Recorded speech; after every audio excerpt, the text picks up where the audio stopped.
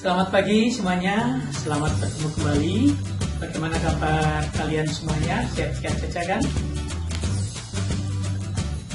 Minggu kemarin saya sudah menjelaskan kepada kalian tentang materi-materi yang akan kita pelajari selama 1 tahun, mulai dari perencanaan, tujuan, sarana prasarana, sampai dengan evaluasi, administrasi, pengelolaan sarana dan prasarana. Nah, pagi ini kita akan membahas kompetensi yang pertama, yaitu tentang perencanaan kebutuhan sarana dan prasarana. Yang pertama kita akan mempelajari tentang analisa perencanaan kebutuhan sarana prasarana. Nah, apa itu analisa perencanaan kebutuhan sarana prasarana? Mari kita perhatikan. Pagi ini kita akan membahas tentang perencanaan kebutuhan sarana dan prasarana. Untuk membuat perencanaan kebutuhan sarana prasarana, yang pertama kita lakukan adalah membuat analisa perencanaan kebutuhan. Analisa atau analisis adalah proses meneliti, membandingkan, atau mengolah kembali informasi untuk mendapatkan informasi lanjutan yang lebih tepat untuk keperluan perencanaan kebutuhan sarana prasarana.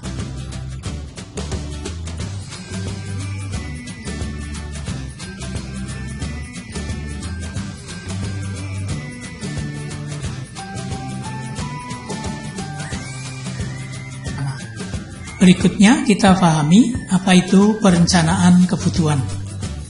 Perencanaan kebutuhan ini sebagai keseluruhan proses perkiraan secara matang, rancangan pembelian, pengadaan, rehabilitasi, distribusi sewa atau pembuatan peralatan, dan perlengkapan yang sesuai dengan kebutuhan.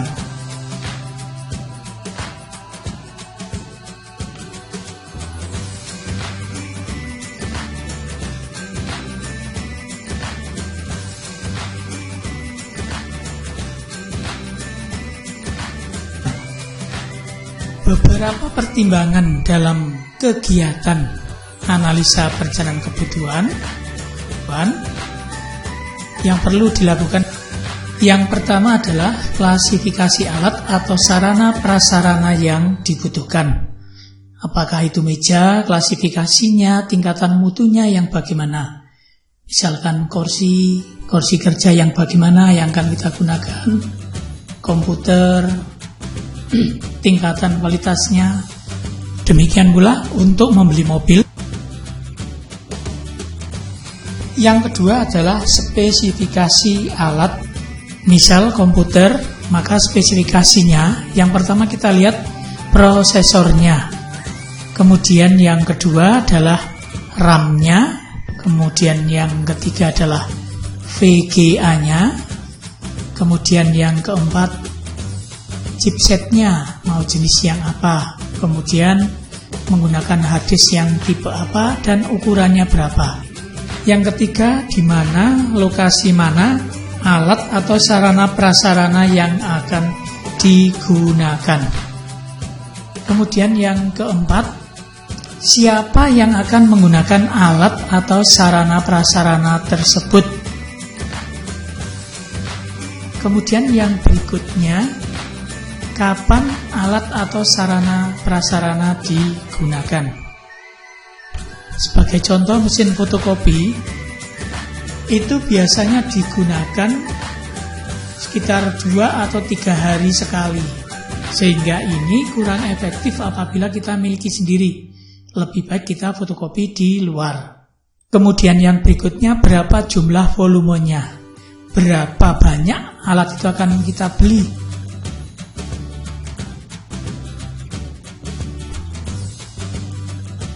Kemudian sarana prasarana yang dibutuhkan ini dapat dikelompokkan menjadi 4 golongan, yaitu yang pertama adalah barang tidak bergerak. Barang-barang yang termasuk jenis tidak bergerak ini adalah seperti rumah, bangunan.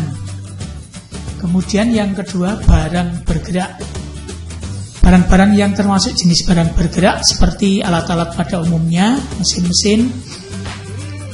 Kemudian yang ketiga, hewan atau barang yang termasuk hewan ini diantaranya sapi, kerbau, kambing, ini yang harus dimiliki oleh peternakan. Kemudian yang keempat, barang persediaan, yaitu barang-barang baik yang bersifat tahan lama atau habis pakai, seperti isi ballpoint, tinta, batu baterai, dan lain sebagainya. Kemudian yang kedua, jenis-jenis analisa kebutuhan. Yang pertama adalah analisa kebutuhan kualitatif. Analisa kebutuhan kualitatif pada dasarnya adalah suatu rangkaian kegiatan pengelompokan keterangan-keterangan atau informasi tentang jenis kegiatan yang terdapat dalam satu satuan atau unit organisasi tertentu.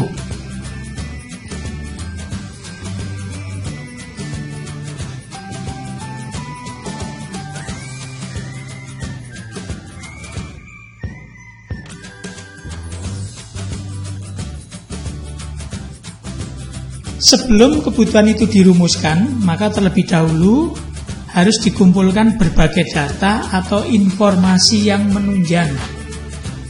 Berapa informasi ini seperti misalnya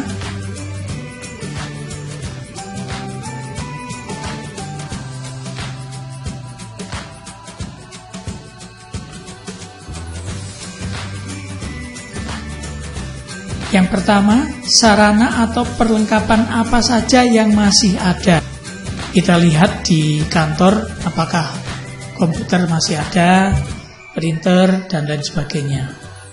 Kemudian yang kedua, bagaimana kondisinya? Apakah masih baik, bisa digunakan, atau sudah rusak? Kemudian yang ketiga, sudah tersediakah fasilitas pendukung lainnya jika barang yang akan diadakan telah tiba di lokasi? Misalnya kita beli komputer, kita butuh ruangan ber-AC dan lain sebagainya. Kemudian yang B, jenis analisa kebutuhan adalah analisa kebutuhan kuantitatif.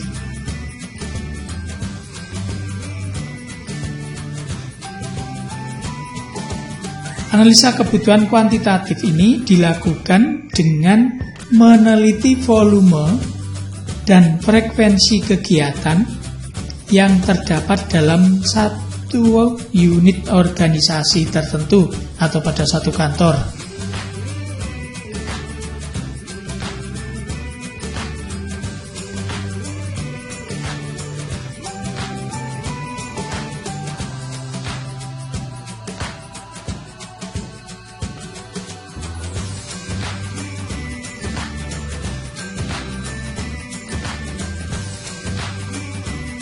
Nah, kegiatan analisis ini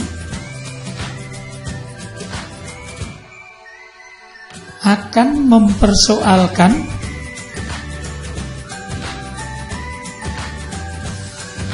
yang pertama, apakah jumlah sarana yang ada masih efisien penggunaannya? Apakah alat-alatnya masih bisa digunakan? Kemudian yang kedua, apakah sarana yang ada sudah sesuai dengan jumlah pegawai yang ada?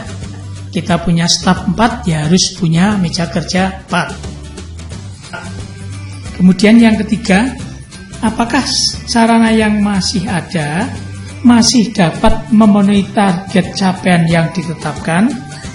Artinya untuk mengerjakan sesuatu ini tidak mengalami hambatan.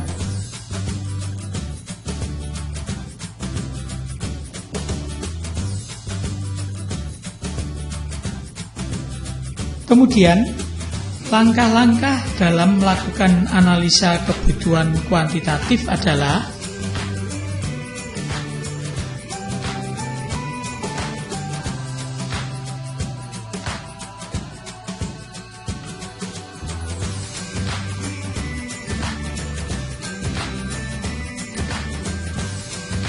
Yang pertama, untuk kebutuhan perabot perlu diketahui jumlah pegawai berdasarkan struktur organisasi yang ada.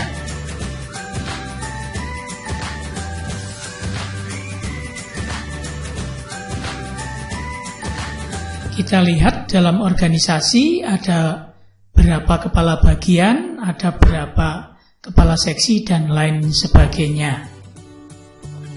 Yang kedua, untuk kebutuhan sarana penyimpanan warkat atau arsip, perlu diketahui sedikit banyaknya jumlah warkat atau arsip yang dihasilkan untuk satu periode waktu tertentu. Apakah sehari kita membuat 10 arsip, 100 arsip, dan lain sebagainya, ini disesuaikan dengan jumlah perabotnya. Kemudian yang ketiga, untuk kebutuhan mesin-mesin, terutama mesin kantor, perlu diketahui waktu real penggunaannya, waktu kerja untuk periode yang sama, dan waktu ekstra. Waktu ekstra adalah waktu di luar jam istirahat tetap. Berapa yang digunakan, berapa lama, ini perlu diketahui.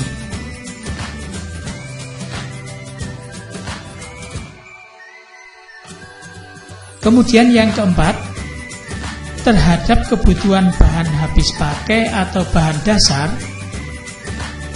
perlu diperhatikan pengalaman dari kegiatan yang telah berjalan, supaya tidak terjadi penumpukan barang berlebih maupun kekurangan bahan baku, sehingga mengganggu proses penyelesaian pekerjaan dikarenakan masih menunggu datangnya pesanan.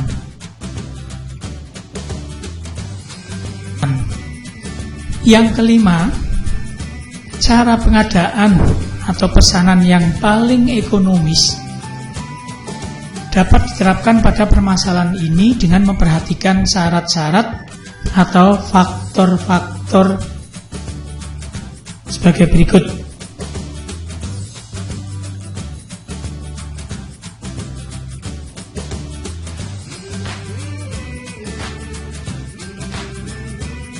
Yang pertama, kebutuhan bersifat rutin atau terus-menerus. Kebutuhan rutin kantor adalah kebutuhan utama seperti kertas, tinta, dan lain sebagainya. Kebutuhan penunjang seperti alat kebersihan. Yang kedua, biaya setiap kali mengadakan pesanan. Ini dipertimbangkan berapa setiap kali kita pesan, nilai rupiahnya. Kemudian yang ketiga, biaya yang harus dikeluarkan setiap unit atau satuan barang selama berada di gudang.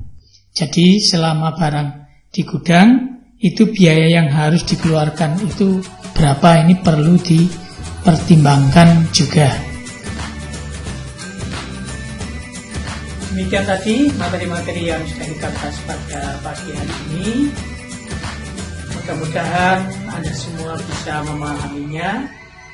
Nanti untuk materi-materi yang lainnya nanti Anda bisa mencari sendiri di internet, bisa browsing sendiri untuk pengembangan ataupun pengayaan pemahaman tentang materi yang sudah kita bahas. Sampai bertemu kembali minggu depan, kita akan membahas materi yang lain. Tetap sehat, tetap semangat, sampai jumpa dan selamat pagi.